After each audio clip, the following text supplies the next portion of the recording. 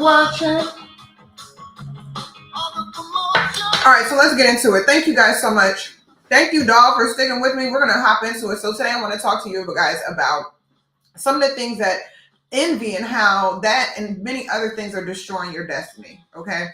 Everyone, the internet is full with all these like get rich quick schemes. This is what you got to do, girl. This is what you got to do, boy. Go find you somebody high value. Why you got to find somebody high value? You're already high value. Why do you have to find something that you already are?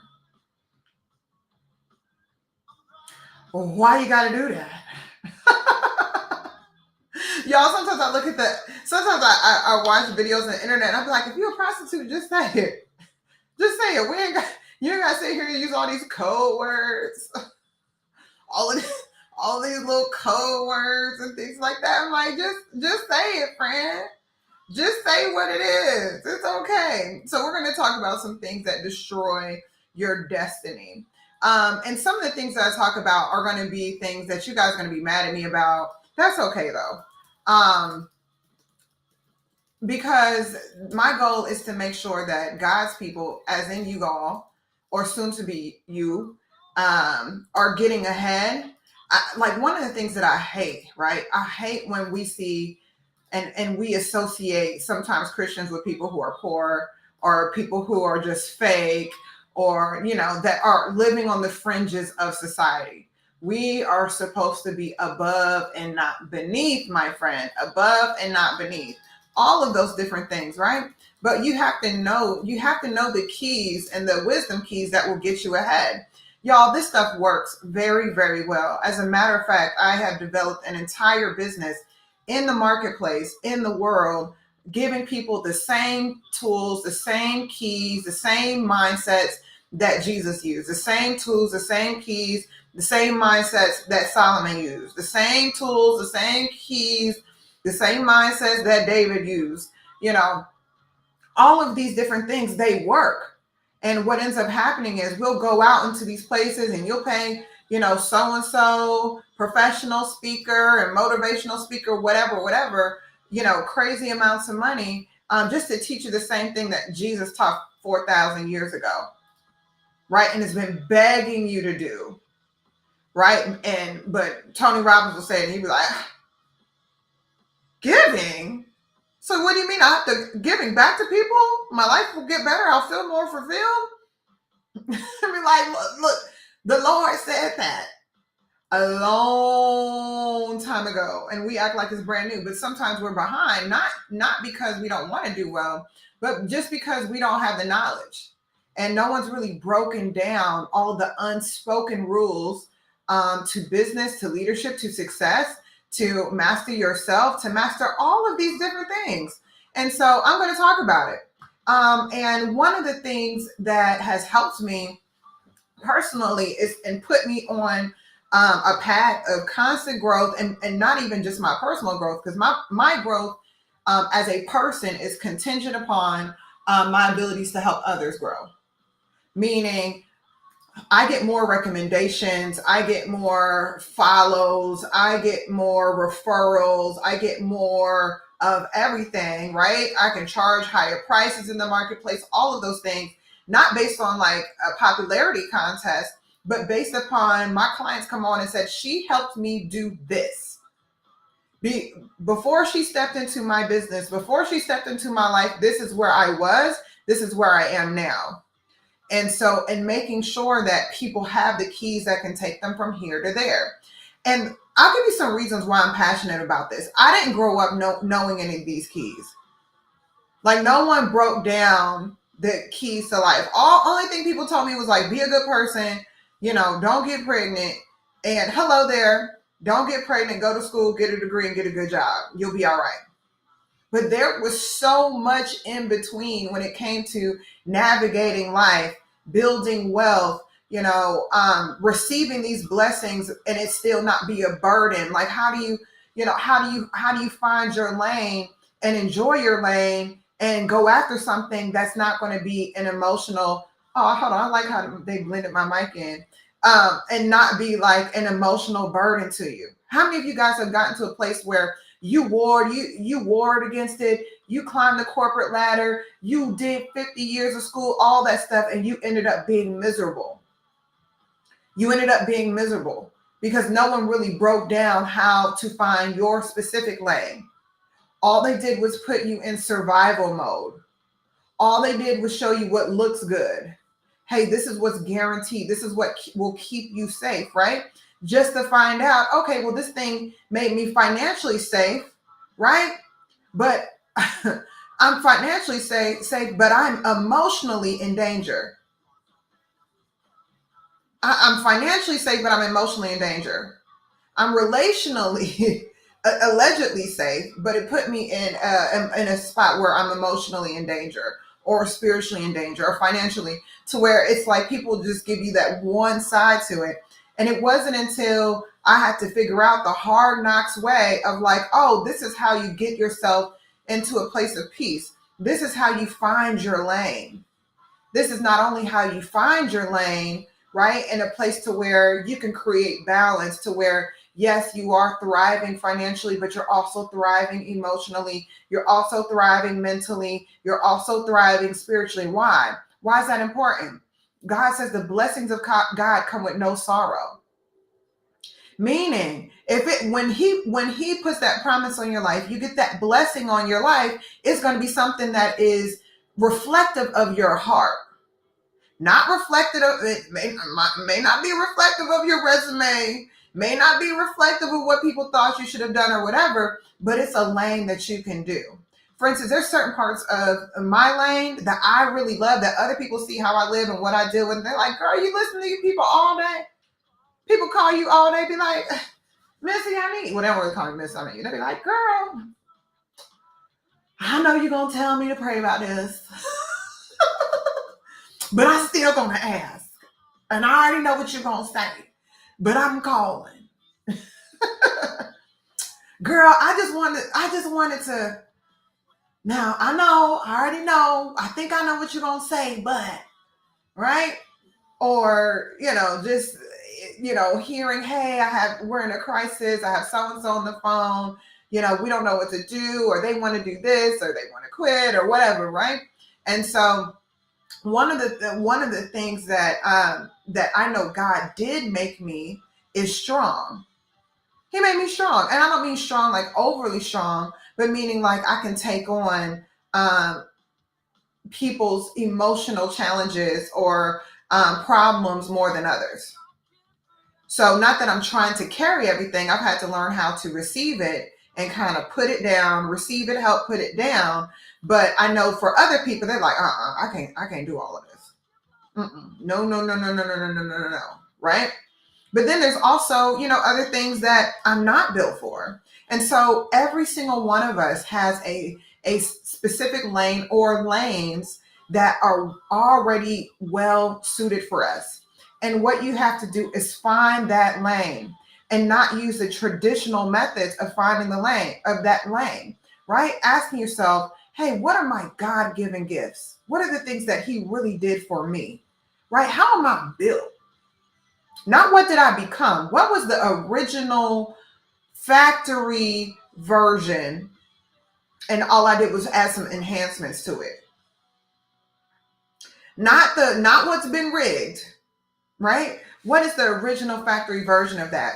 And this is really important because we're living in a time now, y'all. When I see y'all, the 12 of y'all that are in here, and then everybody else who's just watching, I know that probably 70% of you, right? Actually, technically 72% of you are either not following your dreams and are feeling regret about not doing the things that you wanted to do, right? Or you're in that lane, but you're dealing with different types of battles within your mind, your mindset, your emotions, things like that, to where you can't even enjoy the lane that you're in because all of those other things are being are unsettled. And the reason I can say that is I have not only case studies from like Gallup and things like that, but also have my personal case studies to where when I meet with people on a day-to-day basis, when I have clients, things of that nature, everyone's saying the same thing. We're living in a time where people have so many like amazing resources, but we're all sad. We're having difficulty juggling life. We're having difficulty finding balance. And we're dealing with those types of challenges, but not really quite dealing with them. There's a loneliness epidemic, all of these different things.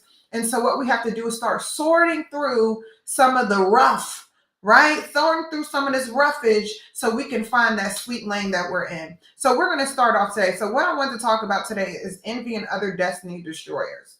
Envy and other destiny destroyers. Why am I talking about this? Because it's a subtle killer of your will. It's a subtle killer of your will. We are not in a time where resources are low. We're not.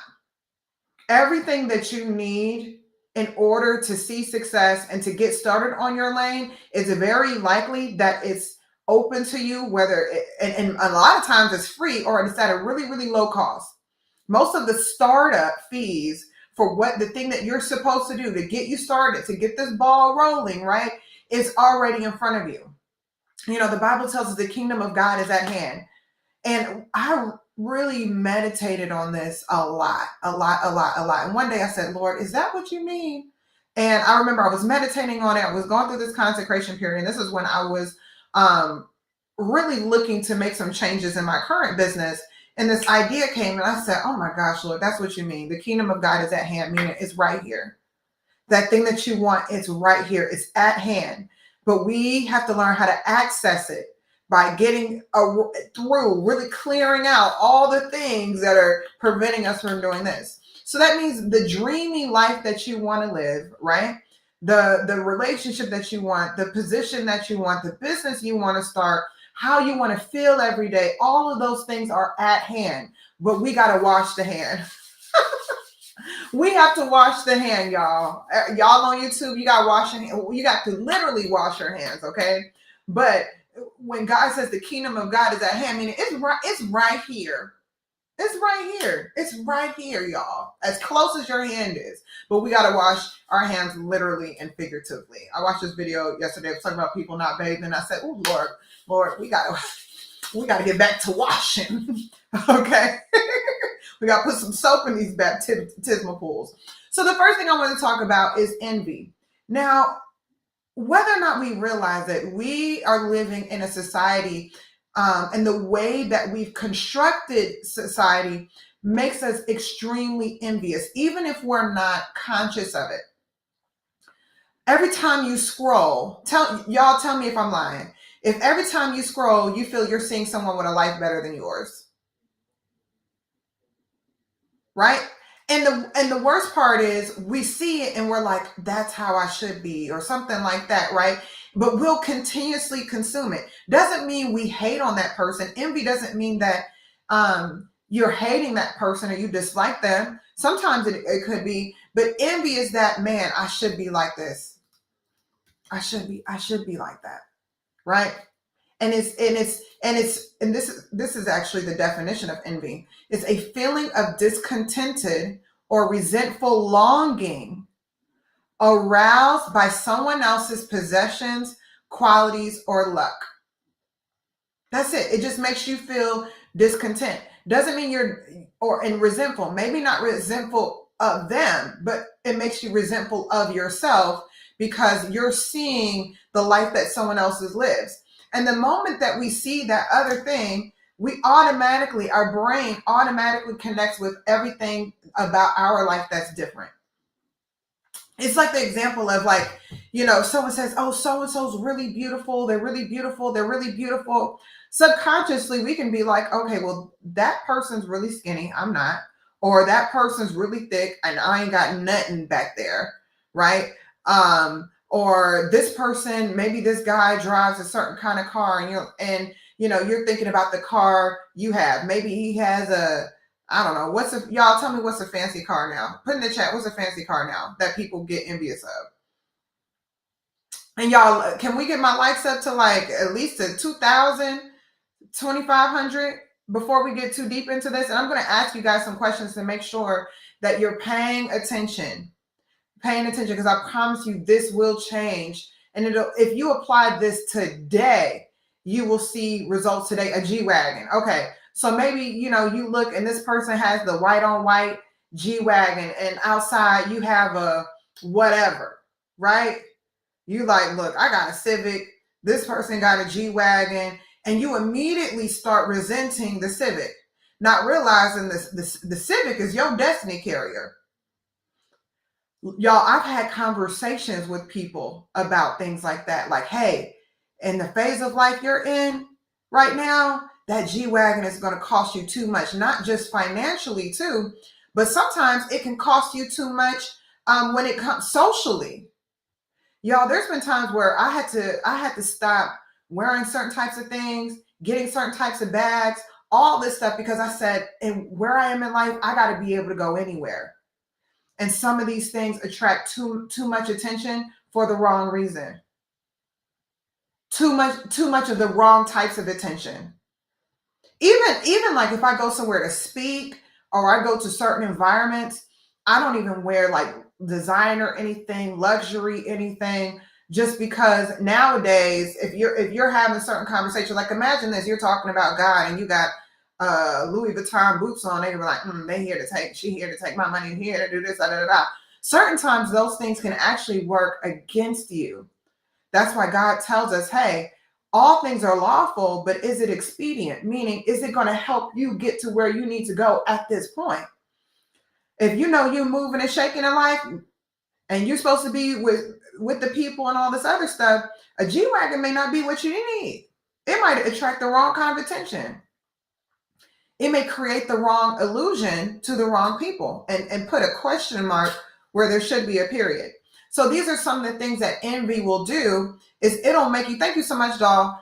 What envy will do is it'll make you discontented or resentful, or you'll just have a longing that's aroused by looking at what someone else is doing. Are y'all with me? So if y'all are with me, go ahead and tap before we get into the points of this, because I have 5 very important points of things that can kill your destiny. Now, the reason that it kills your destiny is because these types of emotions produce different behaviors. Every action that you take begins with an emotion. Oh, actually, technically, it starts with a thought. I'm going to bring this up, actually, so maybe y'all can see it. Where is it in my workbook? And everything begins with a thought. Oh man, I wish I wish my life was like this. I wish so and so's like this, right? And then it produces an emotion. Hey Daniel, nice to see you. Today's going to be really important, Daniel. Stay tuned in. I know you scroll and give everybody love, which I appreciate. Thank you for the love. All right. So this is really, really, really what is important. Everything that you do produces a thought that will eventually turn into an action. Your life is a culmination of actions that were inspired by your beliefs, your thoughts, and your emotions. Right? And so if you really want to change the action, what you really have to do is start reconfiguring your mind to believe something different. So what envy does is it makes you believe that and you'll say things like this.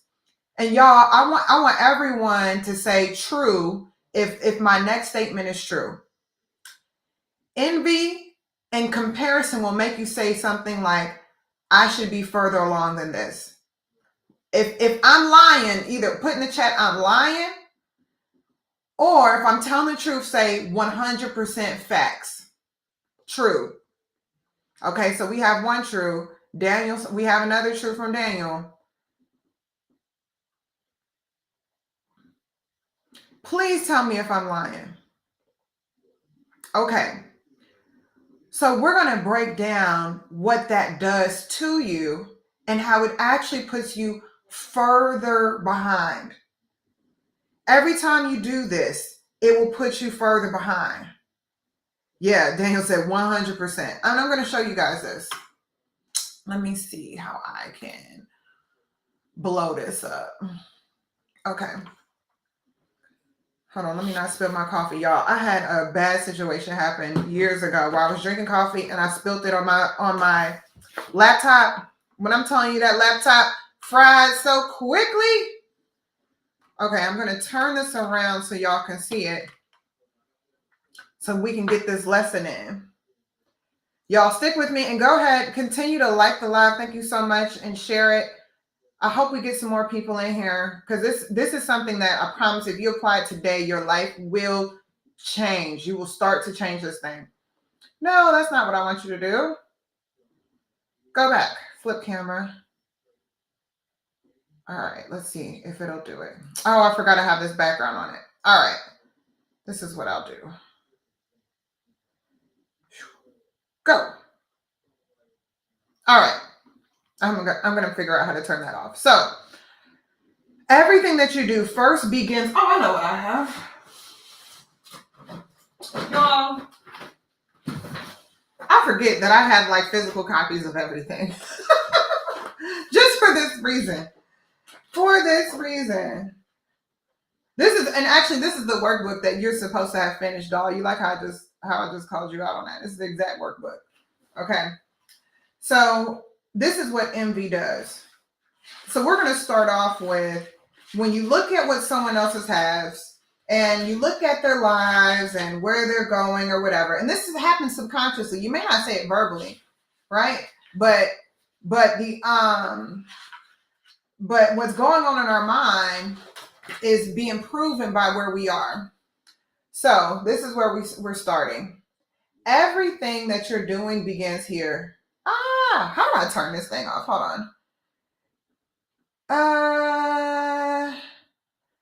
Let's see. Settings. Is it in my settings? So everything that you do starts off with a belief. All right? Starts off with a belief. So maybe the belief started, you looked at someone's TikTok, you watched your favorite influencer, you saw their house, you saw their car, you saw all this other stuff, and you said something to yourself like, I should be further along than this. That begins with the belief. That begins that process. I should be further along than this. So you believe that your life is in a place that it should not be. Thoughts. So the next phase of that is it changes your thoughts. You start going out, you see your car, man, this car ain't doing it. This car ain't doing it. Right? Next thing you know, you go get another car. You had a Civic, right? That probably fit, your lifestyle and the season that you're in. But you start thinking about like this car, let me switch this for the Benz. Let me switch this for the Lexus. Let me switch this for, whatever that next thing is, right? I need a new car. All right. The next thing is you start having emotions about it. So now every time you go into your car, you start feeling like, oh, this old piece of boo, boo, boo, boo, boo, boo, boo, boo, boo, boo, right? Those negative emotions, what that'll do is that'll make you go out and either get another car, because suddenly you're in your car that there's nothing wrong with it. You can go clean it up, do whatever. Now you're going out and you're getting another car that says I'm further ahead in life. And then what that does is it turns into a result. So instead of, because when we look at that stuff and when we get envious of whatever, what we're really looking at is their financial status. So we go do something that we think portrays a different financial status, when really the action and all the thoughts and everything behind the behavior gives us a result where we actually end up being further behind, thus solidifying the belief that I'm not where I should be. Do y'all see how this works? What's up? He. Yeah. So next thing you know, you feel, and it solidifies the belief, making you feel like and putting you in a vicious cycle. But it all started with the belief of I should be further along. And then you put some emotions behind it. And then when we have beliefs like that, what we do is we do what seems like is immediately in our control. Typically, we'll make a decision that's short-sighted. And then so you go out and you get the car, because the car is the thing that makes you, seeing further ahead, because the belief, because you were comparing your life to what you saw, right? The life from these images that are being portrayed. And then the result is, yeah, you get the gratification of this new car. People will high five you. But the result is you're actually bringing yourself backwards financially. And now it's very true, to where now you're even further away from where you should be, when really you could have just been, in that process. Why, and why does that happen? It's easier to create an illusion of something than it is to actually live the realities of that. Like the realities of where you should be are going to be, it's going to be a consistent process and consistent work. That's the truth. You can go out and get a financial BBL, right? And it looks cute until everybody in the gym. And then when everybody in the gym, who didn't earn their body, be like, oh, hold on now. I see it all the time. I'm still rooting for you, sisters and brothers, because brothers get them too. Brothers get fake stuff too nowadays, right? Where you in the gym with shortness of breath. I'm like, hold on, one of these things is not like the other. Your abilities to breathe right now do not match the waistline that you have, friend.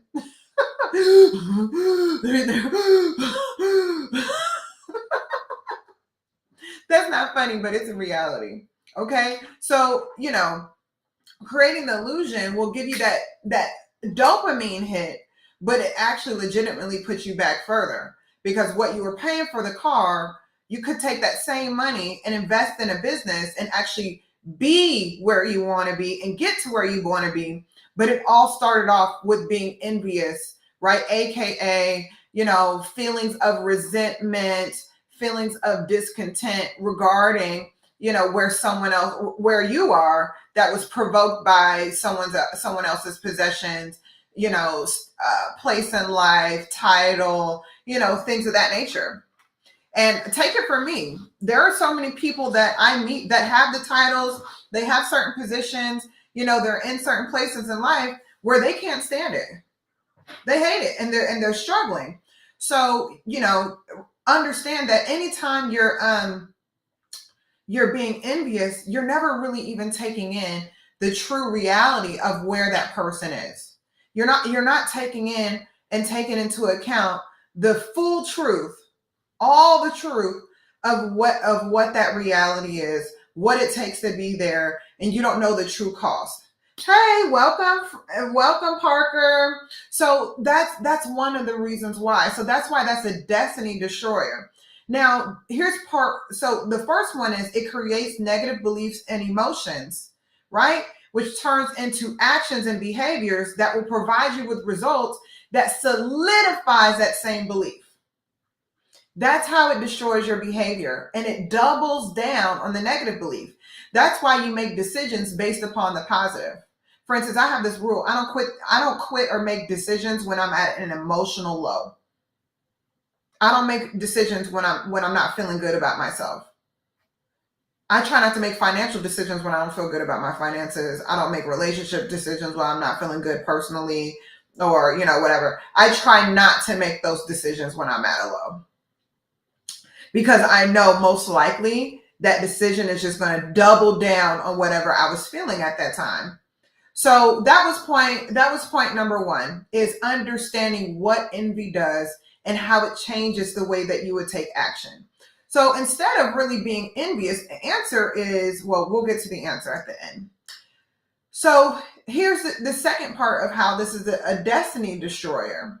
Is envy, the moment you start comparing, contrasting, all of these other things, is it takes you out of your lane, right? The areas in which you're anointed, the areas where you're gifted, the areas that you have what it takes, meaning like it's your event. It takes you out of your lane and puts you in someone else's lane. And oftentimes it'll put you in a lane that you're not naturally anointed for. So it puts you in a lane to where instead of there being flow, because you're gonna have to work at anything that you do, right?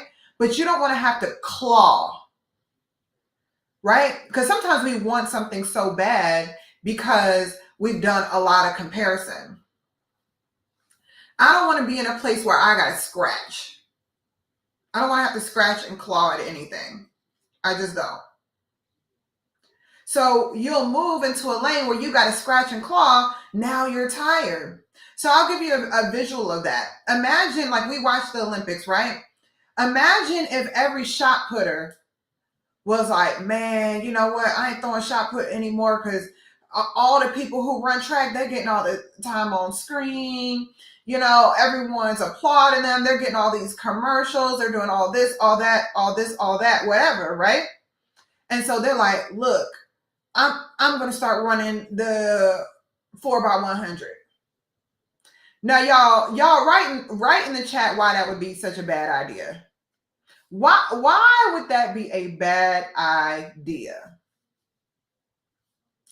Did y'all watch the Olympics? Did y'all watch? Let me tell you, you're watching that track meet, you know who's who the moment they walk on. Because they are literally built different. They are literally built different. And the people who don't match that build, they're an anomaly. An anomaly. Those shot putters come on, they look like they've been eating beef jerky and throwing bags of sand their whole life. They just, I think this person can throw this whole stadium across this field. Right? And whenever they don't look like that, you're like, hold on, who is this? Sometimes those people win, but most of the time they don't. That's why we don't see 6 foot tall gymnasts. Right? Because there's certain things with how someone's built that makes certain events, right, something that they're going to thrive in. That's a lane. And when people say stay in your lane, sometimes people use it as a way of like rejecting you. But really, all that means is running your race, running your event, the thing that you're naturally inclined for, the thing that you're already built for, the thing that if you were to do it, the odds would already be in your favor. All you have to do is engage the process and work and stay focused. That's where you want to be. You want to go into a place to where you can have some of the natural confidence of saying, yeah, I have what it takes to win at this. And when we don't get that feeling, it's either because we're in a place where we have really, really low self-confidence, right? Or we've messed around because of envy, looking to the right, looking to the left, up, down, side to side, whatever. We found ourselves in a lane and in an event that we had no business in. Now you scraping. That doesn't make sense. You don't want to be in that type of place. You do not want to be in that place where you're just not gifted and you have to spend your whole life beating yourself up, working 10 times harder because you looked at who was getting the attention. You didn't do that. But guess what? At the end of the day, when we go into the Olympics, they counted every gold towards the U.S. It's not just from one area. It's from every event. Everyone has to do their part. And then you get to reap the rewards of you being in a place to where you're gifted. And so sometimes envy can destroy your destiny because it'll make you force yourself in another lane that you're not naturally inclined for. Versus if you were to spend that same amount of time discovering your gifts and figuring out, hey, what am I built for? Because God gave us every single one of us, a lane where we're naturally gifted to where if we go in there, we don't have to till the ground like crazy. We're not scratching and scraping and doing all this trying to get ahead, right?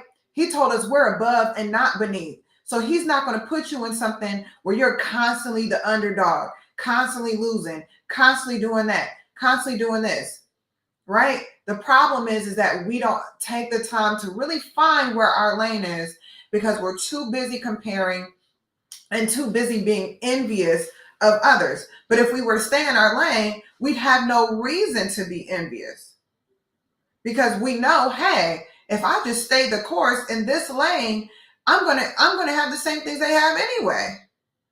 And you might get into that and be like, I don't want that. I don't want that. Like, one of the things I used to say to myself, I was like, and Lord, I know every time I say things like this, you switch things up on me. But I used to be like, I want this huge house. Y'all, my house now is already pretty big, right? But it's not like crazy big. It's about maybe 3,800 square feet. After being here and cleaning, I'm like, I don't want a house bigger than that. At least not now. Because it takes, even when I hire cleaners, it takes two of them a few hours to clean this from top to bottom. If I do it myself, it takes 5 or 6 hours. And I'm like, it's just a lot. It's a lot to manage and to do well. It's a lot to manage if you don't want to, unless you want to spend all your time. And I'm not retired. I can't just wake up and work on my house and work on my yard and do all of this other stuff, right? To where when you stay in your lane and you stay in there long enough and you start seeing some things, you're like, is that what I really want? But y'all, I promise you, y'all invite me. You got a big old house, big, beautiful, beautiful house. I will go in there and enjoy it with you. I will sit in your theater room. I will do all of those things with you. And I will soak all of that in and high five you. Invite me over.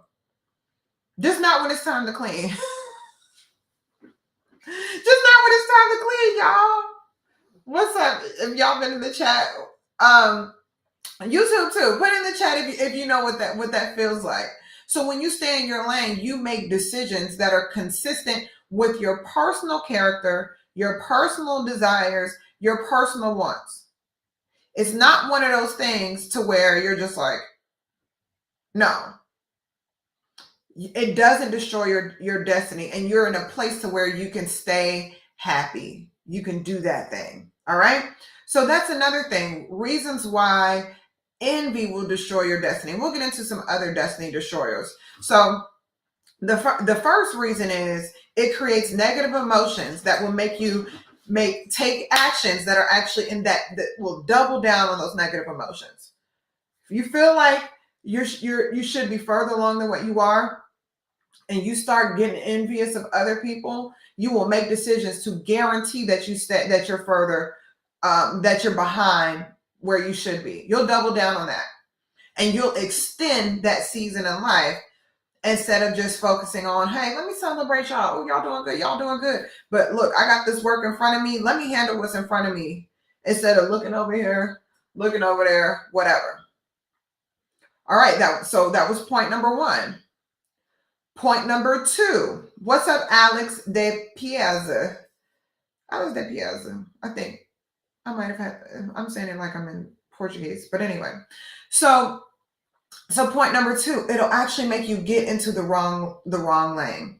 So what I want you guys to do when you're thinking about this is I want you all to write down your particular gifts. What are the things that you're good at? What are the things that come easily to you where other people are like, oh, how do you do that? Now, here's the thing. When it comes to gifts, I've noticed, because I do it too, things that you're really good at and your gifts, you usually take for granted because you think everyone else does it that easily. Like, do y'all know everybody don't know how to clean? Y'all ever seen somebody that clean the mess out of a house? I'm like, how did you get your shower that clean? Oh, all you gotta do is this. Friend, I tried that. I had to get the little mechanical scrubber. How you know how to mix stuff? How you know how to do this? Or people who can organize. Or, people who can, landscape real well. Or that can do, there's just certain things that they can do really, really well that you don't even think it's in demand because it comes so naturally to you. You're like, nobody would pay for this. This is too easy. No, friend, it's too easy for you. That's a sign. It's too easy for you. That is a sign. If you think, oh, it's too easy, anybody can do this, it's very likely that that's a gift. And if you were to create and lead with that thing and say, how big can I get this? Why? Because your giftings are what set you apart. So let's say, you know, you have a certain gift, but you're like, that industry is so saturated. Yeah, but it's saturated with people who are doing things that are not gifted in that area. So because you're gifted, it's still going to set you apart to where they're not really competition any longer because they can't do what you do the way that you do it. The issue is that we undervalue the areas of our gifting, but that stops today, friend. We are no longer, I want you to say this aloud, I will no longer undervalue my giftings. Remember, your gifts will make room for you and bring you in rooms of important people. Will put you before kings. Let me bring up that exact Bible verse. Your gifts will make room for you. Here we go. I know it's proverb. A man's gift maketh room for him and bringeth him before great men. So meaning your gift is going to make room for you. Your gift is going to create some space for you to thrive. And it's going to bring you in front of the people that you need to connect with. It's what's going to make the king be like, who is that? Okay, I need this person to be in my kingdom. Give that person a contract. Who is that? Right? And the gift makes you stand tall in specific industries to where you just have that little extra something that other people are missing. And that is always following the areas of your gifting. Point blank and the period. All right. So that's point number 3. That's point number 3. Envy will always make sure that you miss your networking opportunity. That's it.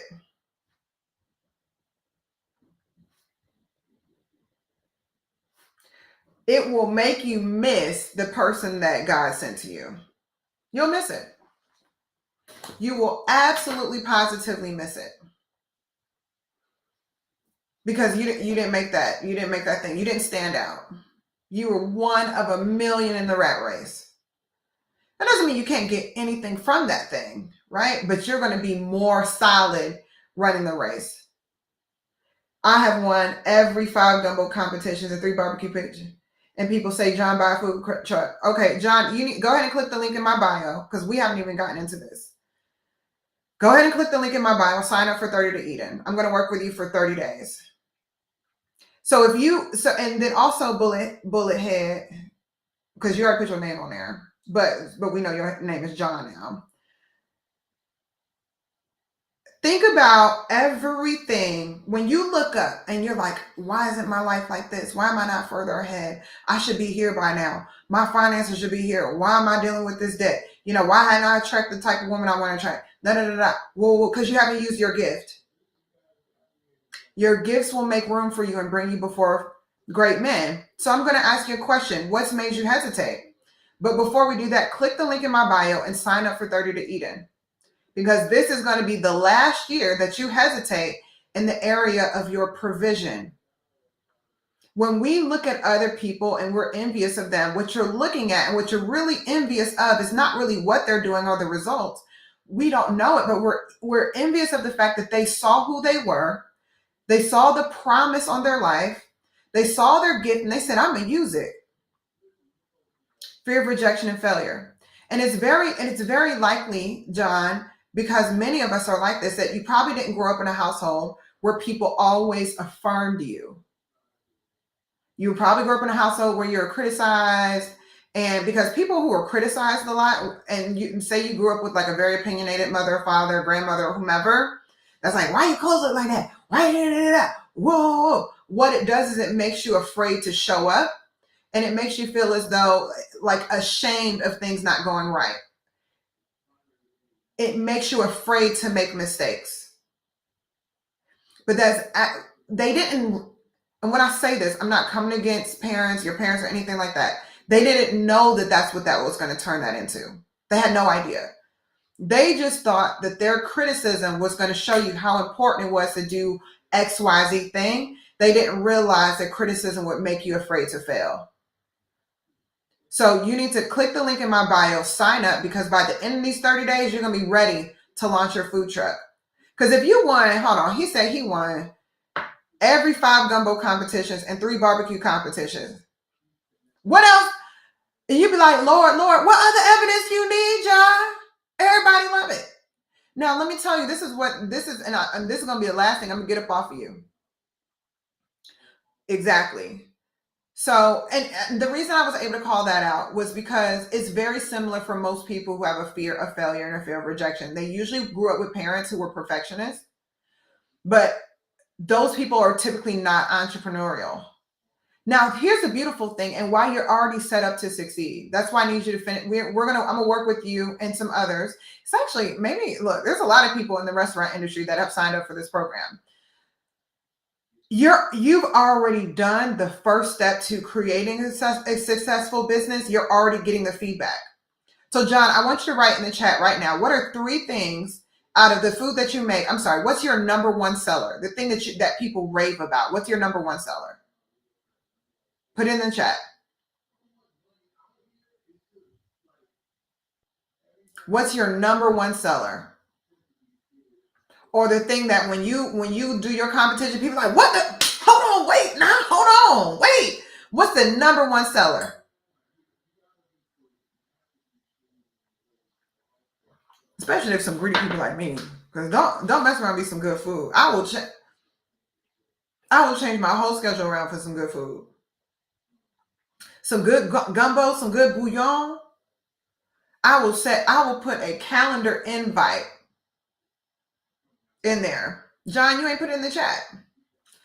So the first phase of figuring out what your lane is and creating a successful business is going and getting feedback from customers. John, you're already set up because everyone's already giving you the feedback. You know what the winners are. So now you just got to put the strategy in place and the plan in place. That's it. You already know you got a winning product. That's half the battle for most entrepreneurs, because many people who are entrepreneurial, they know they want to do something. They just don't know what they want to do. You already know what's going to work. If you wrote something, it was filtered. But yeah, you already know what's going to work. You already know how it's going to work. You know all of those things. So now you just need the strategy and the additional support. So sign up for the program. It's for the entire month. Pay the $250 for the entire month, and I'm gonna walk you through the process. So by the time you're done, you'll be ready to launch your food truck, and you'll be able to do it without fear. And because sometimes the fear of failure just comes because something in our subconscious knows I don't have a strategy. I don't have a strategy. I don't know what my next steps are. So that will relieve that. Now, during the 30 days, that fear gonna be doing like this on your chest. I don't know. And eventually it start going like this. And by the time we're done, it's like this. And then you'll have what I call a healthy amount of fear. Healthy amount of fear is when you're not in a space where you're just in a place of reckless abandonment. Reckless abandonment will have you go just do something foolish, like let me see something. No, there's a healthy amount of fear that says, I think that they're going to start shooting up at that place. Let me not go over there. I love my life. So you already know what's going to sell. You already know what's going to be on the food truck, right? But what we do need to do is get your strategy and your mindset together so you're ready to launch that thing. So this is also a reason why we're talking about how envy can be a destiny destroyer. Because sometimes when we look at entrepreneurs, we look with our human eyes and not our spiritual eyes. And we'll say, well, I'm not extroverted, or this person's better looking, or they dress like this, or they come from this type of family. I don't talk right, or I don't do this, whatever. We just look at everything that they are and we're not, and we create a stronghold, or we let that thing yoke us. Now, and when something yokes you, meaning it's like turning the head, if you leave that yoke on for too long, it turns into a stronghold. So what was just a leash is now a wall. And so during 30 to Eden, we're going to break down, we're going to tear off the yokes, but we're also going to, over 30 days, bring down the stronghold. Discernment in the spirit. And so when I talk about yokes and stronghold, what a yoke is let's say you're a farmer. Back in the day before they had farm equipment or whatever, they get the strongest type of animal to help them till the ground. And that was and still is, because you ever see an ox and they big, strong, ugly, all that other stuff. They would get an ox, and it was this animal that was going to weigh 10,000 pounds in the future. So what they would do is when the ox was young, they would put a yoke on him. So before it becomes it's this huge 10,000 pound beast, they put a yoke on them and they start going ahead and steering them and making them work, and they pull on this yoke. Well, of course, if they pull on it and it's a baby, they feel like, oh, I got to go this way or that way. So they trained them up with this yoke on, which is like a leash in a sense, while it was young. So that way, when it was a 10,000 pound beast, it still has the mind of the young ox. And it was a way for a small little 150 pound human to be able to control this huge ox. And so now here's the thing. If you have a yoke on, if something like fear of rejection, fear of failure, something like that yokes you when you're young, meaning it's controlling you when you're young, if you leave it on for too long, it becomes a stronghold. Meaning something like, let's say one big yoke that's happening in society right now is anxiety and depression. So if you dealt with it when you were young and you didn't really aggressively pull that thing off of you, I'm not going to be afraid of the future. I'm not going to be constantly living in fear. Who the sun sets free is free indeed. I know who I am. Guess what? I don't have expectations that my life is going to be perfect in the first place. So I should not have fear of things going wrong, because that's just a part of life, and you have these healthy things. If you don't do those things early, the next thing you know, instead of you dealing with anxiety here or there, now anxiety has you gripped. Now you have a stronghold of anxiety. Now it's a bigger battle than what it had to be initially, because it yoked you early. Right. So then they will put the young oxen with the other ones that already know the way, just to make sure. And it's very likely that, it'll start, and then that yoke will continue to grow, and you'll be attracted to other people who believe and feel the same thing. That's why if you hear people that gossip, they hang out with other gossips. If you have a fear of failure, it's very likely that you'll already spend time with other people who don't take risk. Why? Because if you spend a lot of time with a lot of risk takers, they'll make you feel uncomfortable with settling. They're like, what you mean? Why won't you do that? That's why I want you guys to join this, because I'm going to be the person that for 30 days, I'm going to make sure you feel unsettled in your settling. So that way you can see the fruit. That's what I want you guys to do, is you just get a taste of the fruit that you are able to produce. I want you to just at least, I don't know if he's still in here. He might be signing up. But at least if you can get a taste of the fruit that you're capable of producing, just like a taste test, right? Y'all go through them all. You know how they give you that little piece of chicken and the chicken good? You're like, let me just go ahead and get a plate. Your life has fruit too. Your gifts have fruit, but you haven't tasted it yet. And once you taste it, you're like, oh, let me just go ahead and do this. This was nice. I kind of like this. Let me pour some more in there. Let me get a whole plate. You're going to say that, but about yourself and the gifts that you have to offer people. And so just like, the Bible says, taste and see that the Lord is good. Just taste it. Once you see, like, you know what? Stuff is real nice over here. I don't know if I want to go back. Let me go ahead. Lord, let me get some more of that anointing. Let me get some more of your direction. Right? Some of you guys, you got to taste your own fruit, the thing that God put in you. He put it in you in seed form. You need to cultivate it, so that way you can see, Lord, this thing you put in me, this work. Maybe I shouldn't try to be a sprinter. I need to be a shot putter. Look at me hanging out with other people who like to do the strong man contest and the strong woman contest, right? And you end up figuring out, oh, things on this side are cool. Man, I love being able to, like my friend who's about to, because I'm going to speak it prophetically, who's about to start his food truck business, right? He can be like, I love talking with people, going to all these events, going to festivals, everybody eating my food, taking pictures, high-fiving. I like being out and about. I'm tired of being stuck at my desk. Let me taste it. Taste and see that the Lord is good. You need to be able to at least get a taste test of what could happen. So those are some of the things that we're going to work on during 30 to Eden, is to work on something so you can at least get a taste for it. And once you have a taste for it, you're like, let me just go ahead and get the whole plate. And it'll prove to yourself. Because this is the one thing about fear. Everything about fear, there's a huge question mark around. There's a lot of doubt surrounding it.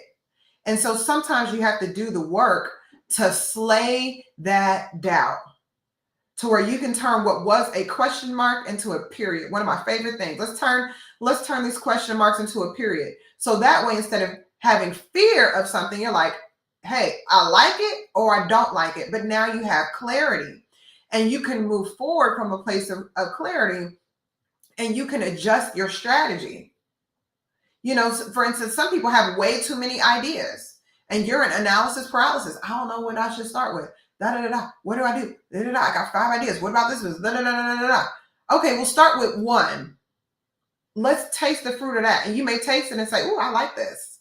Or you may taste it and say, this one a little bitter. Now you have one less decision to make. You can go to the next, and you can go to the next, and you can go to the next. So we're going to slay this fear to where you guys will turn what was previously, a question into a period. Just an absolute period. This is what we're going to do. If that's something that you want to do, that you absolutely know you want to do and that you need to do, click the link in my bio, sign up. I'm going to work with you all for 30 days. 30 days. Why is it 30 days? Well, one, I want it to work. I'm not going to give you guys a half-baked anything, right? And I'm really committed to making sure that everyone gets to taste and gets a taste of, hey, this gift that's inside of me, this thing works. So you can really just put a period there and decide, oh, let's just go ahead and launch this. I want a full plate of this. Let me plant this tree in my backyard. I like lemons so much, I need to have one in my yard, right? You can make those types of decisions. And then for those of you guys who are watching on YouTube, I went ahead and put it in the comments so that way you can see it and do the same thing, because y'all been on here for just as much time. So, and I appreciate y'all. And if for those of y'all who are on TikTok, I have it on YouTube and Facebook, and then same thing for y'all on YouTube. We're on TikTok too. So if you see I'm looking everywhere, that's what it is. But I can still see y'all's comments.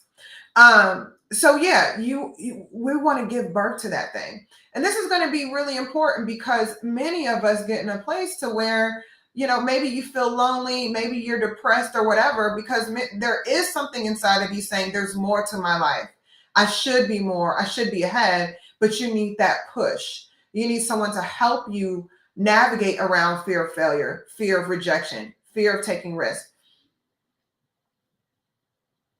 Yeah. Right? All of these different things. Absolutely all of these different things. And so now one of the good things is, whenever you guys do have this, I have a workbook. I was just talking with someone about it. And hopefully Doll, she finishes hers, right? But hopefully she got off the live to finish hers. When you sign up, you're going to get 2 things: a form to fill out and also a workbook. This workbook, what it's going to do is help you identify what your authentic life vision is, identify your gifts, your skills, and also maybe some limiting beliefs that you've had that have held you back during this time period. Because those are going to be the things that we're going to put on the altar. We're going to be like, this thing done. Lord, take this. All right, we're done with this. We're moving on to something. We're moving on to something new. So I'm at I was at point 3 of envy and ways that it destroys your destiny. Who remembers what point 1 was? Who remembers? Somebody put in the chat what point 1 was. What is the first thing that it does? Somebody put what point 1 was.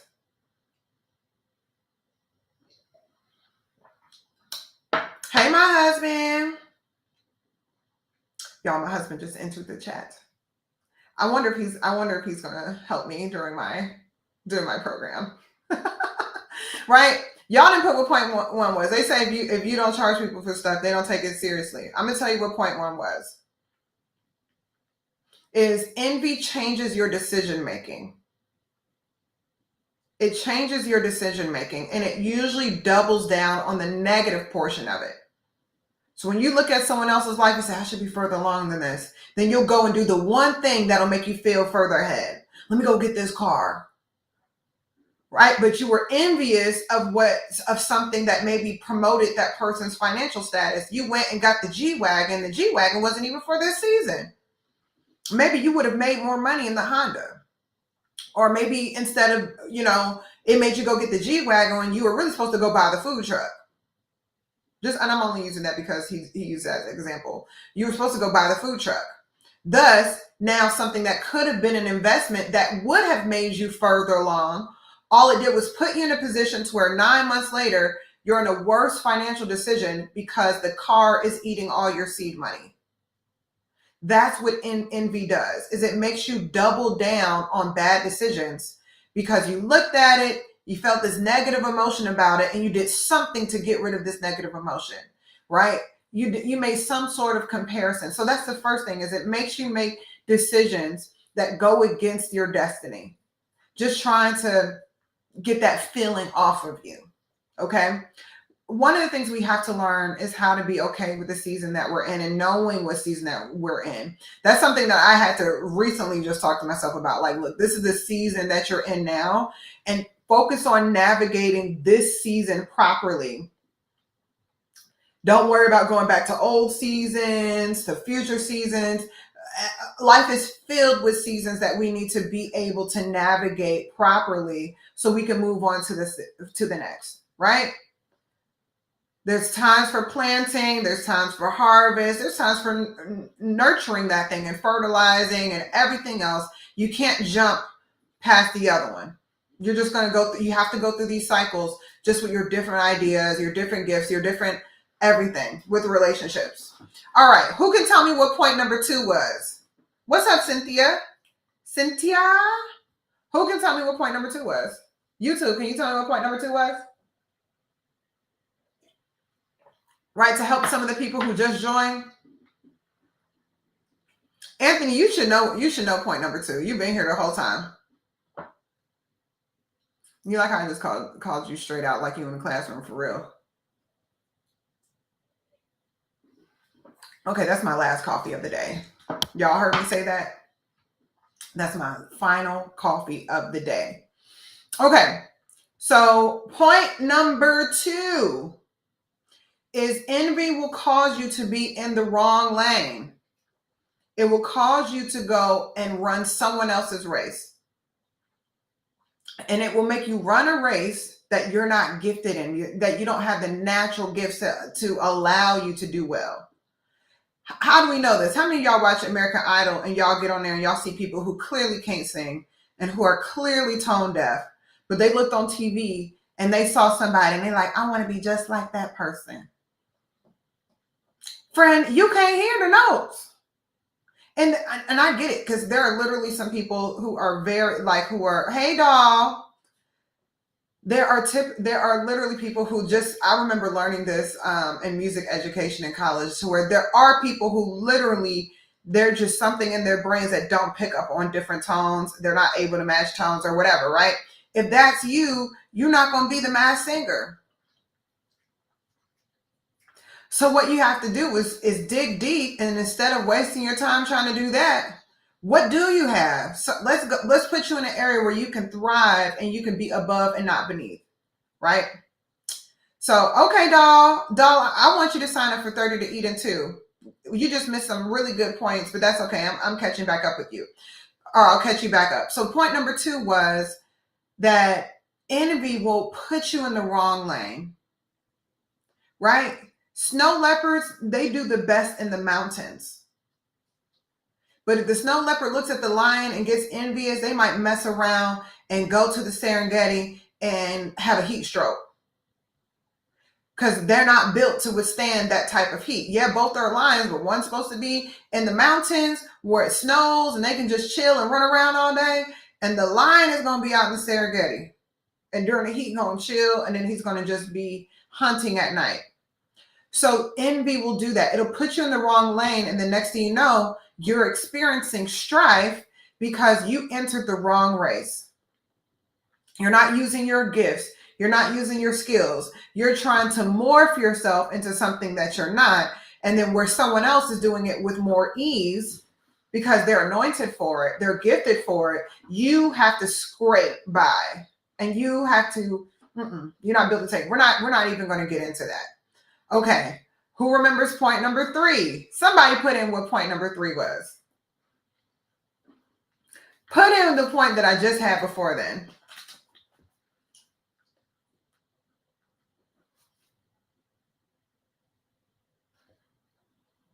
Thank you so much for liking me up. Hopefully the meeting was important.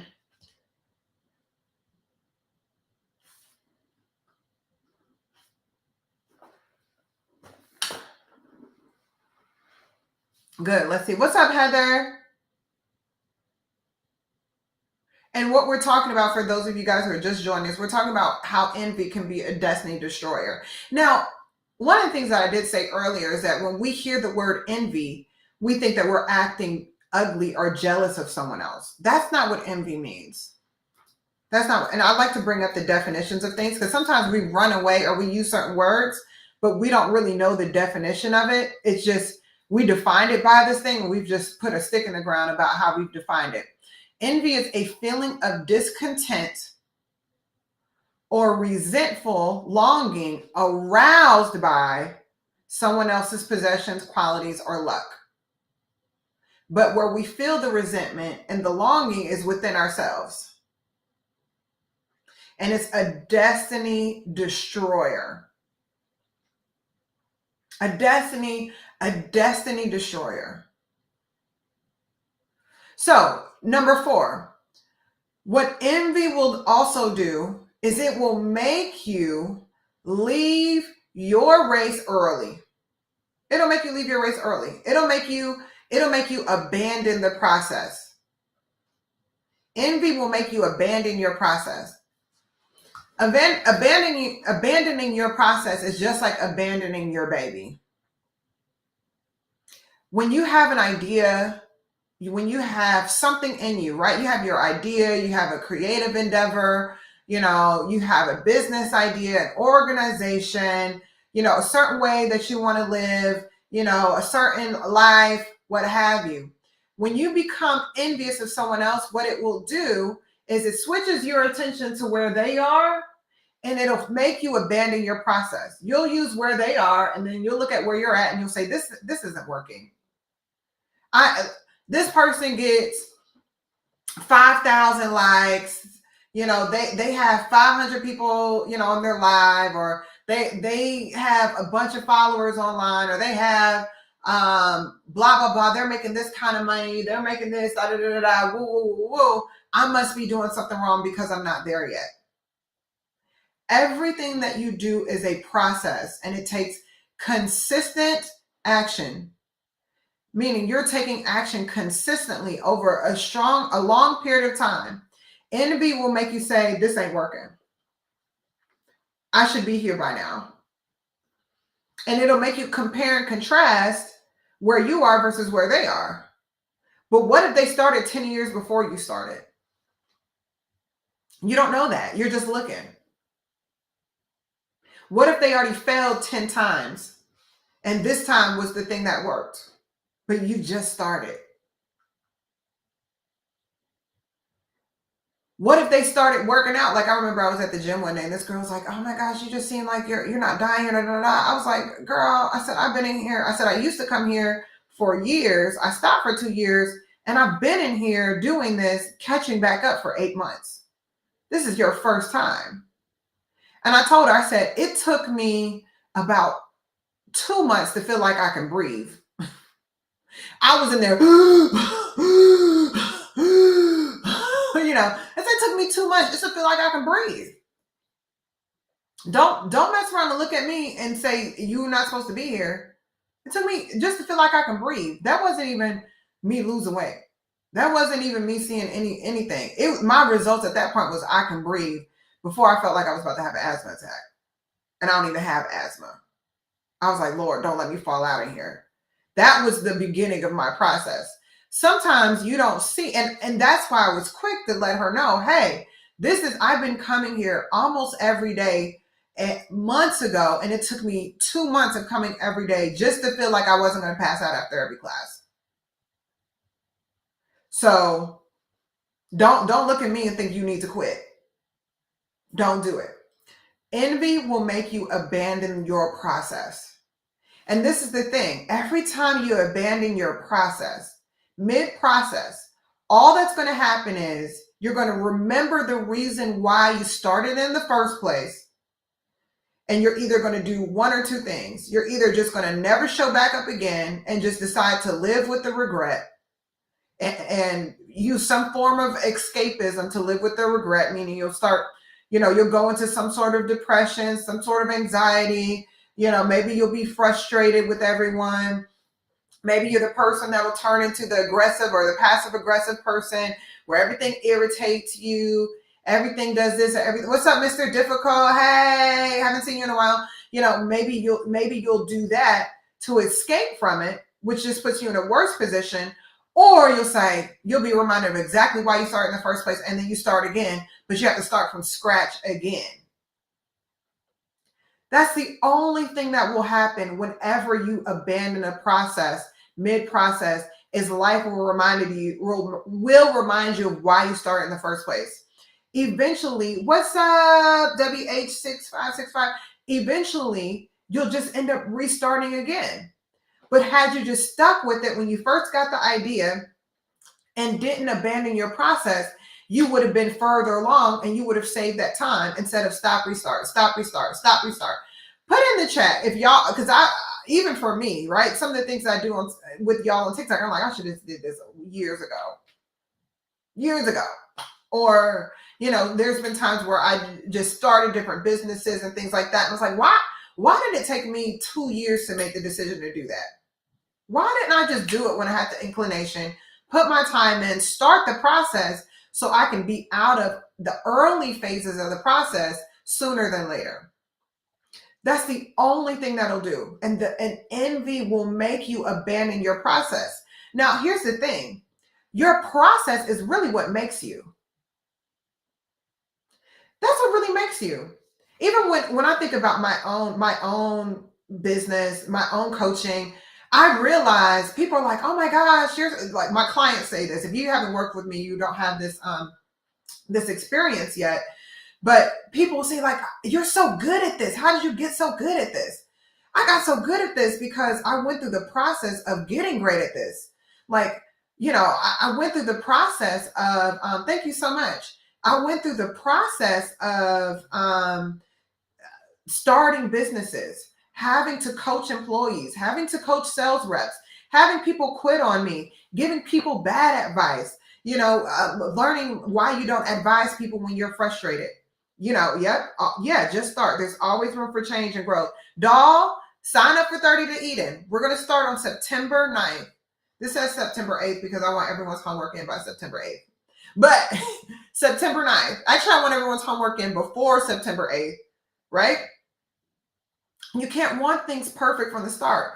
Your process is really what builds you. That's your foundation. One of the things that makes me confident in the things that I do is because I know my foundation's there.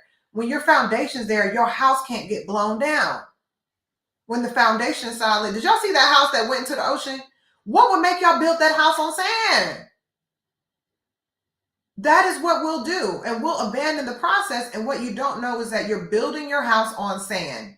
I was like, I said, y'all paid money for that? You wanted the beach that bad that you will literally build a house on sand? Y'all, it was a video I watched. And literally, you can see the AC unit and everything going into the ocean. Who you going to? Then they were like, call 911. What 911 going to do? They can't rope your house back out the ocean. You wanted the ocean that bad that you were willing to invest money to build a house on sand? Y'all, we'd be like, the world did me wrong. No, that was stupid. So that's the foundation. And that foundation is what gives you confidence.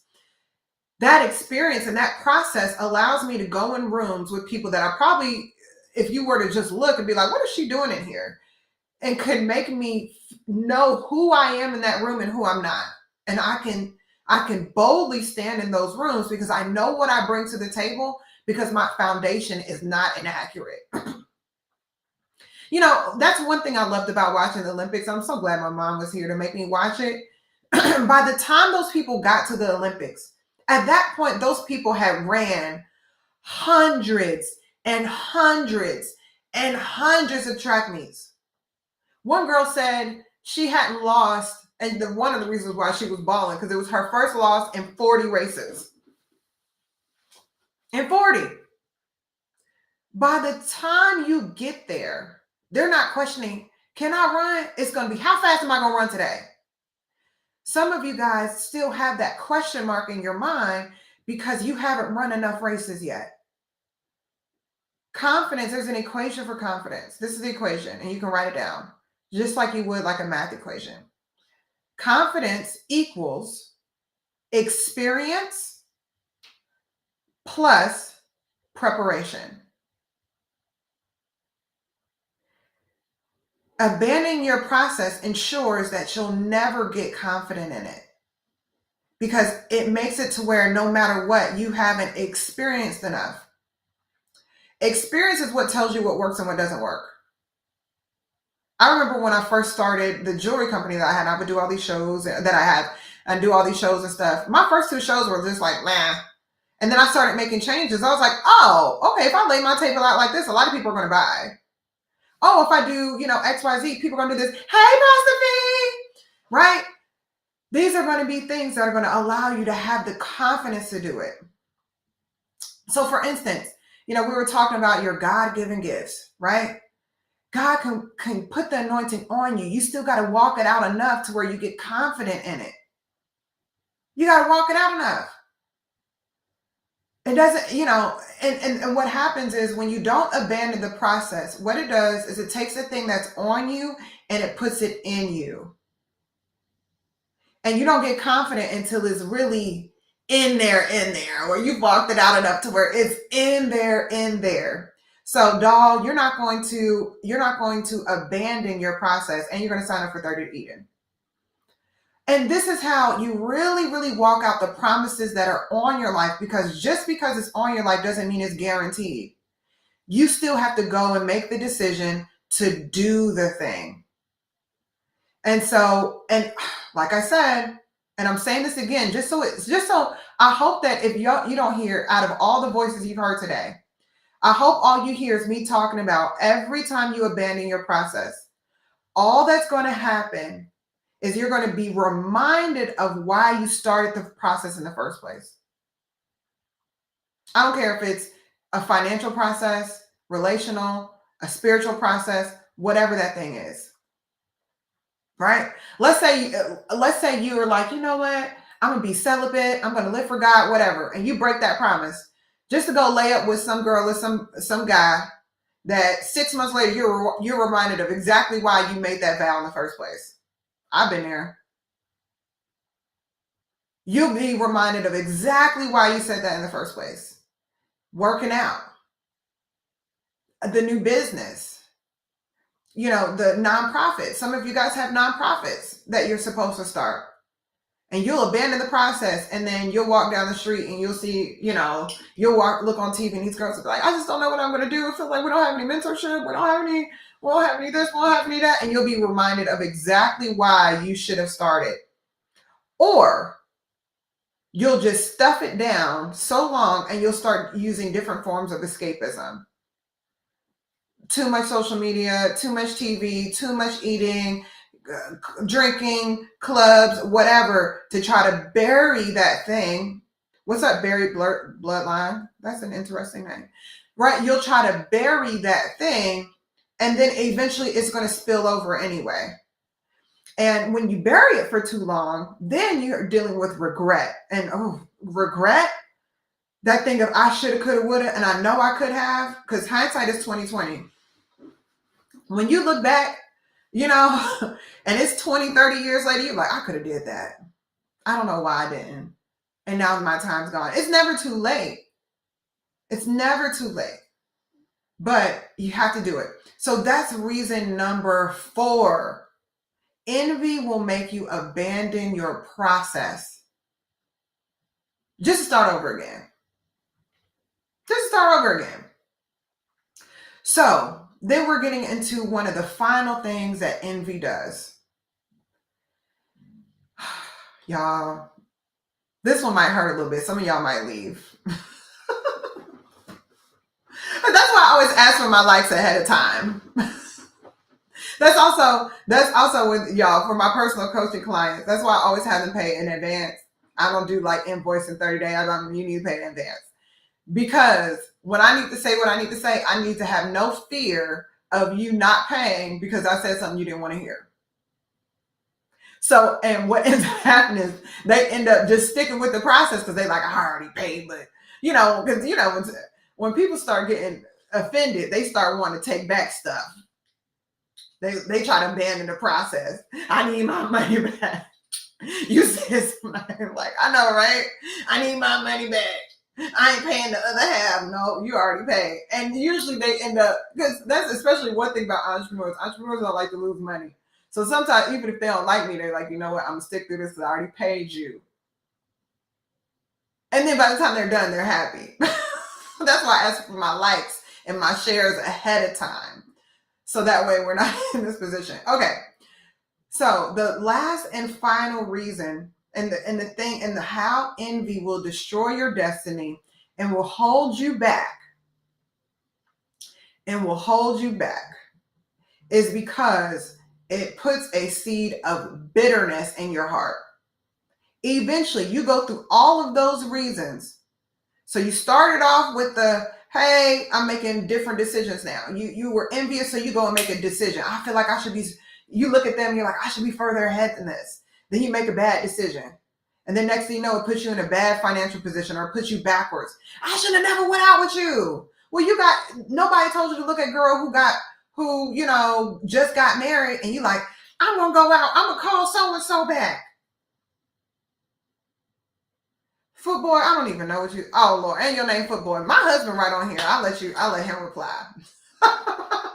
Okay, so you'll go and you'll do this little seed of bitterness, and you'll go and do something. Now you further behind, or you got envious because somebody got married on Instagram.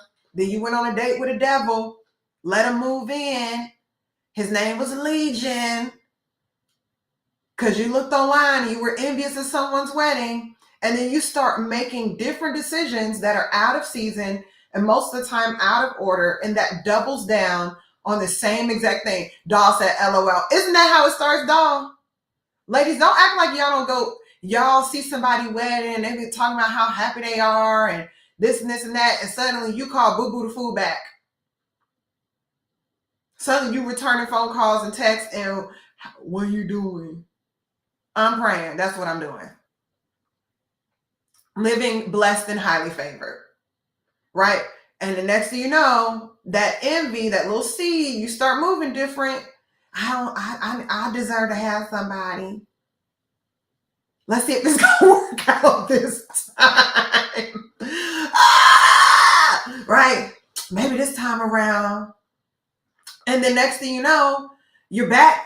You're right back to the place of, I'll never find somebody. And you just dated Boo Boo the Fool again, which really makes you feel even worse about the dating scene. Next thing you know, you're the angry person. He got to pay for the whole check. He got to do this. If you ain't high value, now you just carrying on, right? Pushing people further back. So now your financial decision, relationship, whatever that decision is, you're doubling down on that. You're in the wrong lane because you saw somebody do something like, I'm going to do that. Friend, you are a shot putter. I remember, there was a boxer named Jack Johnson who was like a championship boxer. And so he, somebody told me that in the beginning, he wanted to be a cyclist. And it's because at the time, there was a black man who was like the world's black man first champion cyclist. What was his name? I'm trying to pull it up. Major Taylor. And so he was the first African American to become the cycling world champion. So Jack Johnson was like, I'm going to be the cycling world champion. Y'all, cyclists are usually people that are very, very small, very thin. They're short and they have like this much weight on them. And the reason being is they can, be on the track and the wind goes right over their head and all this other stuff. I mean, they can move right on the wind to where they're not being, going against the wind. They just real slight doing this, right? Hi. And so Jack Johnson was this huge man. He was huge. He was a boxer. He was a heavyweight boxer. So when Jack Johnson first started out, he was trying to be a cyclist. Doll said, "Oh, yeah, y'all, that's my husband."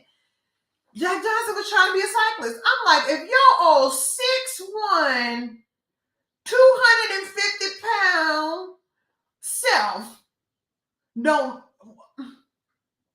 y'all, that would have been like Muhammad Ali trying to be a cyclist. Like, who was the biggest heavyweight? Mike Tyson trying to be a cyclist. No. So, you'll end up trying to be in the wrong lane, competing with people that are outside of your lane, wonder why you got to scratch and scrape to do that. That's not what you are, friend. Right? And then eventually you have these things happen. You're not using your gifts. You're struggling. You're abandoning your process too early. And eventually all of these things compound and now you're bitter. Now you're resentful. So now you're in a place to where your life isn't attracting anything. You're not bearing any fruit, right? You're not bearing any fruit. And now you're bitter. You're bitter. And then here's the thing. When you are in a place to where you're bitter, now what was previously just envy, now it's full on jealousy. Now it's full on jealousy. You went from being envious of like, I should be further along, or you feel a little bit of discontent or a little bit of resentment. Now you're a full blown hater. How many of you guys have met people to where they're just full blown haters? Those are the people in the comment section where all they do is criticize. Those are the people in the comment section. All they have is something negative to say. Every time somebody trying to do something right, well, you weren't like that then. I remember when you were ugly. Look, you got your teeth done, or you did this, or who you think you are. All right? Do y'all please type in the chat? Just either say 100% facts or you wrong. If I'm lying, look, what my daddy used to say, if I'm lying, I'm flying. This is how people end up becoming full-blown haters and ops. 100%. This is how people become full-blown haters and ops, because they went through that cycle of envy. And then what ends up happening when you do that is your life bears no fruit. Your life bears no fruit. So I'm saying all this to say, y'all, you have no reason. What do you need to be envy of? If the Lord Almighty gave you a gift, what gift is going to be better than that for you?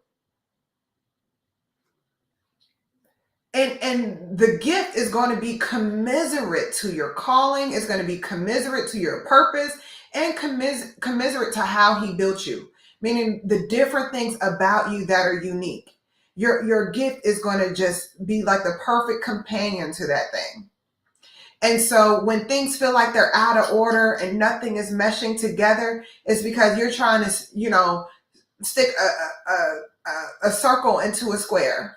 And you're doing that over and over again until you're tired, and then you just lay on the ground and watch Netflix for 5,000 hours. And just watch, the world go crazy and be like, what am I going to do? I'm a victim. No, all you have to do is use your gift, friend. So, thank you, Cynthia. Thank you, Cynthia, for the share. I appreciate that. All you got to do is use your gift. All you have to do is do that. Staying in your lane is not a bad thing. If I'm a shot putter, I'm not trying to run the 100-yard dash. I'm too heavy. If I'm supposed to be in the WNBA, what am I out there on the mat next? Some of y'all are WNBA players out there standing next to Simone Biles on the track, talking about you're gonna flip on the balance beam. It take you in the air for too long, friend. You could stand up next to that thing. You could just step up onto it. You don't even have enough time to flip on it. Because by the time you flip one time, your head can hit the side of the beam. You get the beam right here. You flip half the time, you done knock your head off because you 6'1", talking about you're gonna be out there flipping with Simone Biles. She going fast because she's small, so everything she do to look like it's going like this. You do one flip and you just flip one time. You just flip one time. It look like you going slow because you so long. It just takes too long for your 6-foot body to get around there. I'm talking about you're gonna be gymnast with Simone. And that would be like Simone Biles talking about she going to the WNBA at 4'8". Who are you gonna dunk on? And then we'll do things like that, and we'll be big mad when it don't work out. We'll get big mad that it didn't work out, and then we want to be a victim. And they be like, they discriminated against me. Y'all playing favorites? No, we're playing with the person who's already geared up to win. Simone, I'm sorry, you cannot be on the Olympic basketball team, honey. Ain't nobody discriminating against you. We just not stupid. Now you can go out there and you can do all them flips, right? So that is what we do. And so I want y'all to think back and like, okay, were there times where I abandoned my process? Did I let fear of rejection and fear of failure come in? Right? Oh, and the one point is envy will also too take your distraction off of you strategizing. Because envy will just make you think that there's something magic about that person. They're just so good at everything. No. Instead of you focusing on them, what is your personal strategy? How are you gonna make this thing better? How are you gonna make this thing work? Let me check on my folk. Okay. Yeah, how are you gonna make this thing work? So I'm saying that because you guys can absolutely do it. You can absolutely do it. You can make your ideas work. You can live that life. It doesn't matter where you started. God always has a plan, but you still have to work the plan. And the process is going to make sure that you have a solid foundation. Some of you guys like, it's a delay. No, it's not a delay. You're going through a process. God isn't the type that, it's your first day in the gym. He like, here you go, squat these 500 pounds. He'll just put a 500-pound bar on your back and be like, squat this. Squat this. No, you got to go through the process. You got to get stronger. You got to take it step by step, day by day. You're going to get there. You're absolutely going to get there, but you're not going to get there if you don't take the first step or the second or the 10th or the 100th or the 500th. That's okay. Because guess what? You're going to get a lot of small victories along the way. And that's going to be, one of my final points is as you're going through this process, right? Because I'm just going to go ahead and say, none of you guys are going to deal with envy. Y'all are going to look at social media. You're going to say, good for you. You doing you, I'm doing me. And I'm okay with the season, the process, the step that I'm on. I am going to celebrate the fact that you're at step 100. And I'm glad you've been able to stick it at this thing long enough to be at step 100. I'm at step 3, and that's okay. Because I'm going to get to a step 100. And I pray that you don't abandon your process at step 100 so you get to step 1000. So I hope that you guys are going to be at that place, right? You guys are going to get to that place. Y'all forgot what I was about to say. What was I just talking about? Right? But making sure that you just get the strategy down. Focus on getting the strategy down. Focus on those next steps. And get excited about it. Oh, that's where I was at. Making sure that while you're taking steps, you're celebrating every small win. Every win is significant. And I got to talk to myself about that because sometimes I'm like, okay, right? Every single step is significant. Every small win is significant. Sometimes we'll get that small win, and before we even celebrate it, we'll be on to the next thing. Speaking of Simone Biles, someone was like, she just won a gold. She literally just got off of the little thing that they stand on, right? And they said, what are your plans next? And she's like, I just won a gold medal. I think I'm just going to celebrate my gold medals. Like, can I at least celebrate the moment we're in right now? Like after that whole debacle in Tokyo and her getting, the twisties and all this other stuff, she comes back, she wins all these gold medals, and y'all can't let her just bask in that. And that's a huge win. But we do the same thing. Like, okay, cool. And envy will make you do this. Envy will make you look at someone build $1 million business, and you just made an extra $1,000 that you didn't have before. And before you can even celebrate, like, I just made $1,000. I went from 0 to 1,000. Drake says 0 to 100. I went from 0 to 100, 0 to 1,000. The first thought that comes to your mind is, I'm not at $1 million yet. Well, good, but what about you just made an extra 1,000? You just made an extra 5,000. You just made an extra 200. You didn't have that 200 before, right? Can you celebrate the small wins so that way you can have the stamina to get there? Because sometimes I find that we don't celebrate the small ones. So when it's time to get to the big one, we're already out of energy. You don't want to get to the point to when you finally get to the big one. I'm sitting there thinking about Fred Astaire. He's like, this is the big one. This is the big one. When he was faking those heart attacks, by the time you get to the big one, you up there like this. Because you're tired. There's only a few really big wins in life. Like the big, big moments. They're few and far between. If you don't celebrate the small wins, you're going to be miserable in between the big ones. So that means most of your life, you're going to be miserable. Then you get the big one, then you go back to being miserable again. Most of our wins are going to be small. So if these things, resonated with you, and some of y'all been in here for 2 hours. If you've been in 2 hours, you need to sign up for 30 to Eden.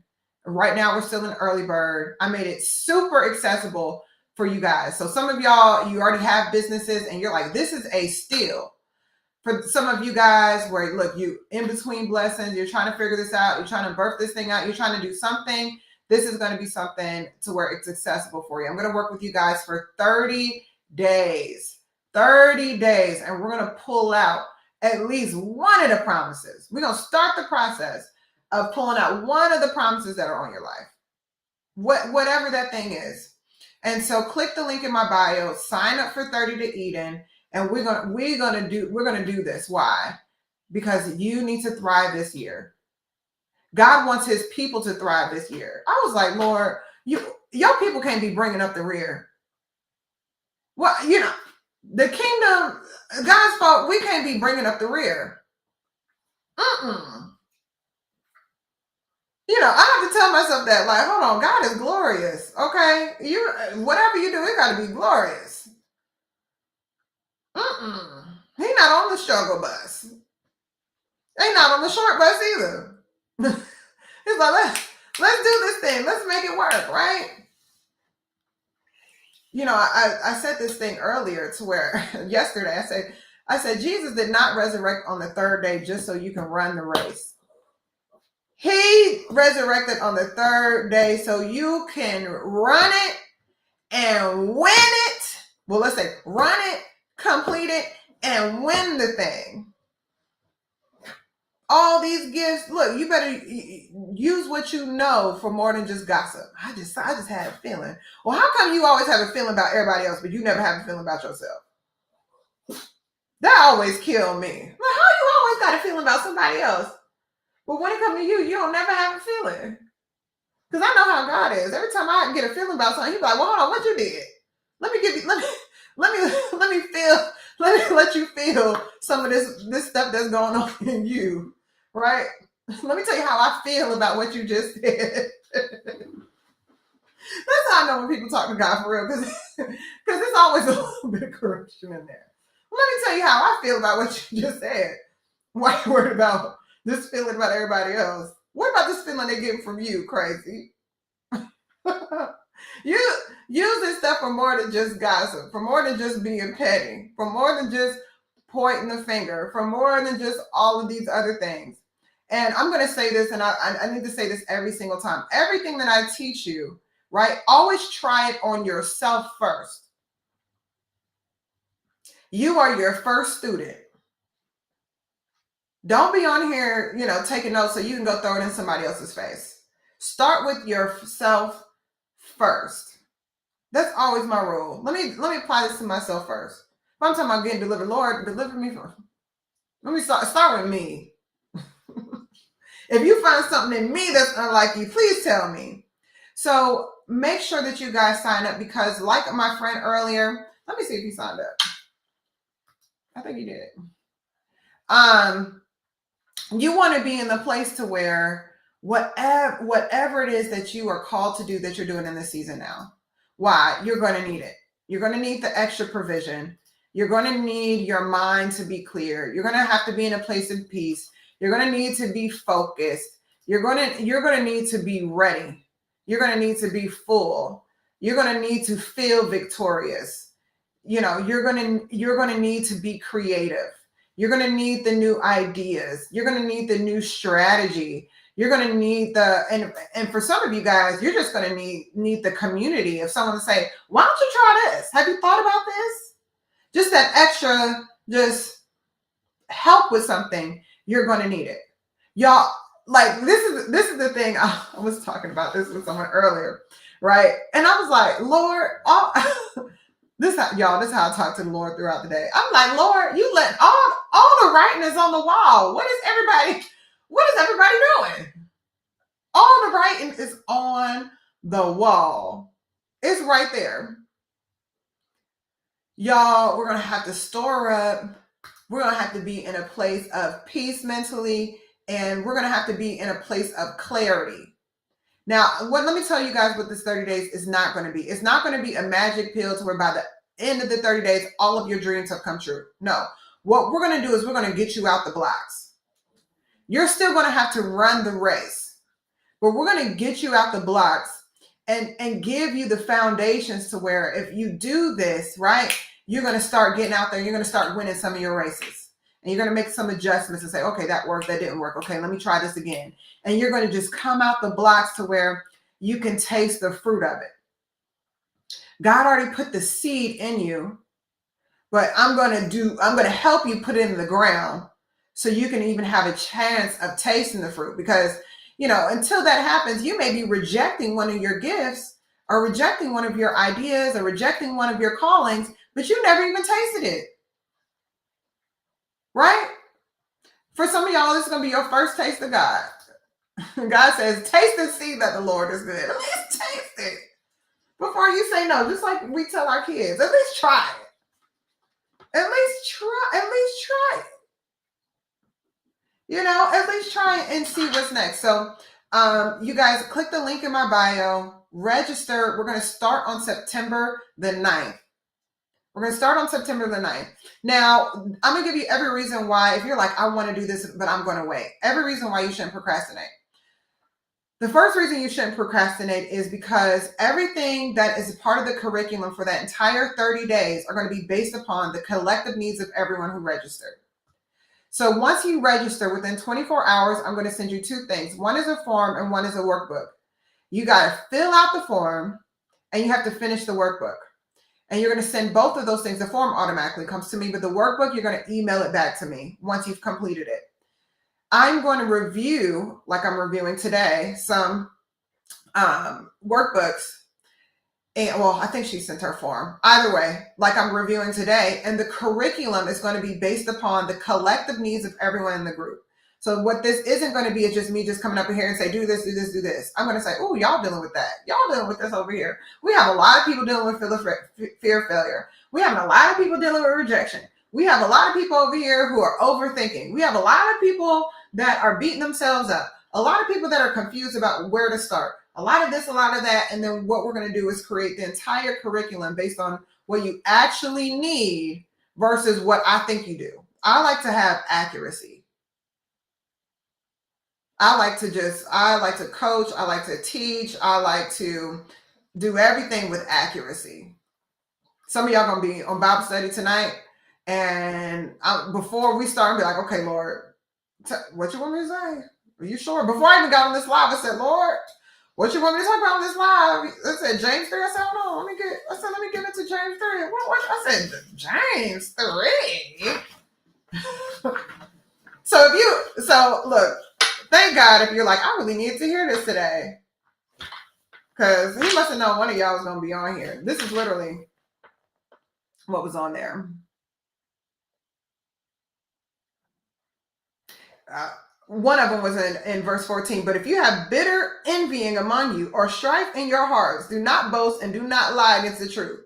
This wisdom does not come from above, but it is earthly, sensual, and devilish. For wherever envy and strife are, there is confusion in every sort of evil. So it's things like that to where that's why you need to go ahead and register, not delay. So that way, when it is time for me to teach and coach you guys up, it's from a place of accuracy. So we don't waste a lot of time. And some of you guys are like, oh, 30 days, like that's a long time. No, we're going to meet twice a week, bi-weekly for 30 days. And then I'm going to give you weekly feedback based upon the goals that you have set. So the final part of the form is for you to submit one tangible, concrete goal, meaning something that by the time you're done is a quantifiable goal. Like, I want to sign my first customer. I want to have 20 more clients. I want to have gone to the gym. I want to have completed this. I want to have done whatever that is. And we're going to track that concrete, tangible goal. So that way, when by the time you're done, you can have what I would call a win under your belt, meaning something that your subconscious will be like, okay, I did something with this. I feel better. I saw this. This is what came of this thing. So make sure that you sign up early. And then when you register early, you finish that work. So that way I can thoroughly go through all of your feedback forms and go through your vision book so we can work. Now, 30 days may sound like a long time, but it's going to pass by like this. Typically, when I work with someone, I'm working with them for 12 weeks, right? But like I said, this is going to help you come out the blocks and to remove some of the initial boundaries to your mindset, to your strategy, to your emotions, to spiritual problems, whatever it is. This is just going to make sure that you're able to come out the blocks and to get you started on the process to where maybe you need a reset or maybe you need to revive some things to where, you have the will to do it. You're in an emotional space to do it. You have the right strategy, the right paradigm, the right everything. So y'all go ahead and sign up. I got to go get me something to eat. So I hope you enjoyed this. And make sure that you follow the page, you send it to some people and that you click the link in my bio. Scroll down where it says register for 30 to Eden. Finish it. Do it today. Some of y'all been in here literally for 2 hours. If you can sit in here for 2 hours, then you need to be sitting for 30 days. So I'll see you guys later on and enjoy. Bye. Bye, Pastor Fee.